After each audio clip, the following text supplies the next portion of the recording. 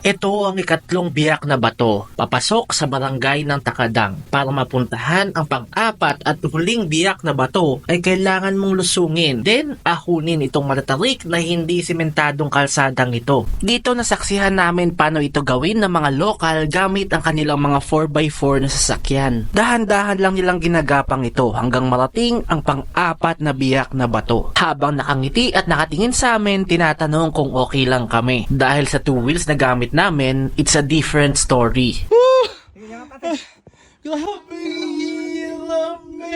Dahil aside sa madulas na loose gravels ang dadaanan, matarik na bangin rin na nasa gilid nito. Kaya heto na, ganito ko siya inahon.